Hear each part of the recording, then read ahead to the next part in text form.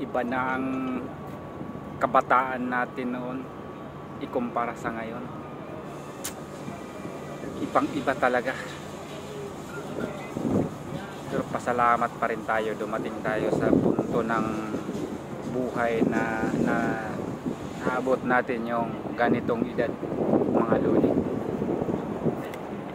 Pa-jumble muna.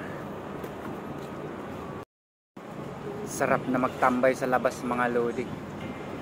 Wala nang init. Ibig sabihin, mga lodi, pagkatapos ng September, malamig na yan. So madami nang magtatambay sa labas, mga lodi. Start na naman ang busy ng mga restaurant yan. Ganitong mga restaurant, busy din itong mga lodi. Kasi lahat ng mga tao pwede na kain sa labas.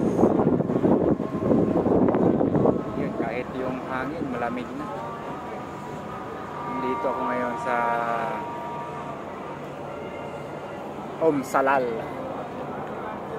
Salal, Doha, Qatar. Malapit lang to sa ano namin, mga lodi, sa accommodation. Lakarin mo lang mga 8 minutes.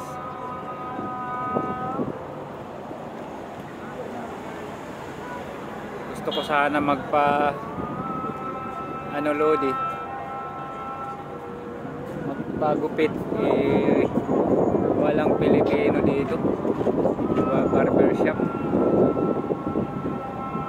Pa-barber sana tayo, kaya lang puro mga Bengali, Indian yung gugupit. Baka anong gawin sa hair, mga lodi. Kaya tsaka na lang pag makapunta tayo ng Doha. Napakahirap nitong wala tayong kababayan na magugupit sa isang barberan. Nakita ko, pero ibang lahi yung mga nakapwesto, walang kabayan.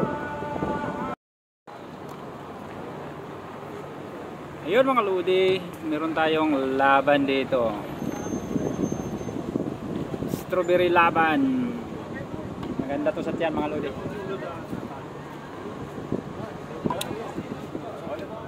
Sarap. Laban-laban lang tayo, mga lodi. Laban lang sa buhay.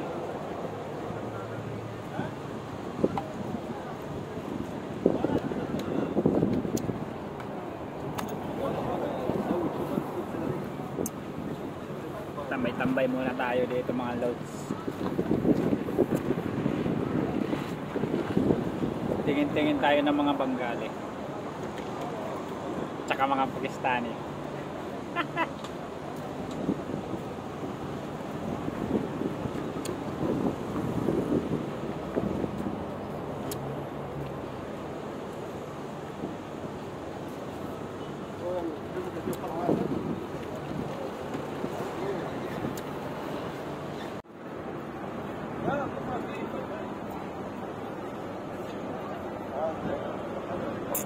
Gracias a ti, pues,